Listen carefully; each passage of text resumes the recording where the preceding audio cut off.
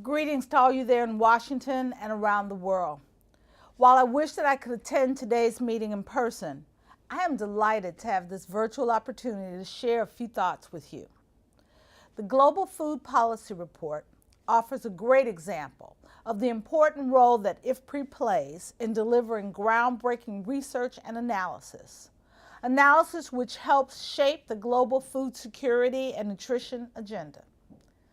Under the leadership of my friend and colleague, President Shingen Fan, the relationship between WFP and IFPRI has never been stronger.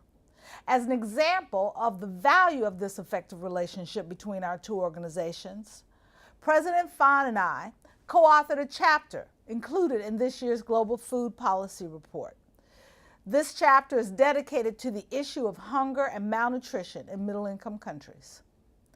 The financial growth of Brazil, China, India, Indonesia, and Mexico now rank them among the world's leading economic powers.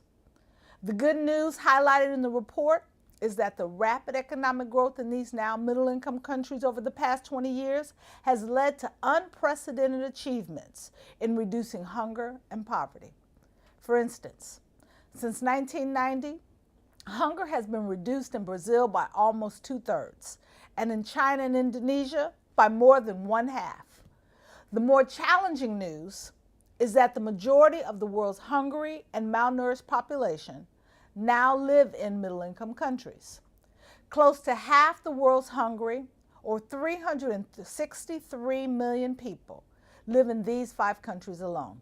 Prosperity and urbanization have also led to the emergence of the double burden of malnutrition in many of the world's emerging economies, as high levels of undernutrition exist alongside increasing rates of overweight and obesity brought about by shifting demographics, changes in diets, lack of awareness of good nutrition, and more sedentary lifestyles.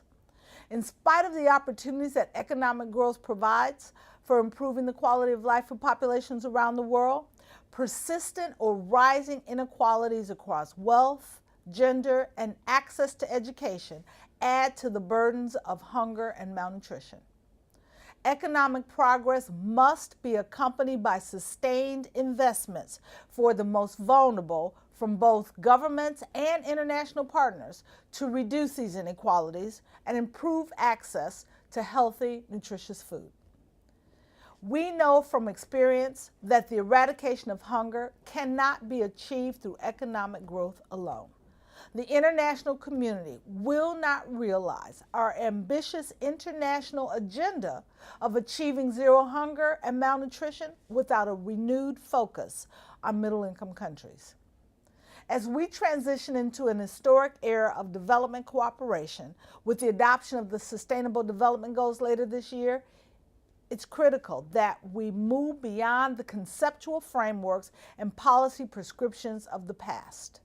If we are serious about eliminating global hunger, we must begin by recognizing that the world we live in has changed. Achieving zero hunger requires that we not only focus on the least developed countries, we must also address the challenges of the vulnerable and hungry poor, regardless of their geographic location.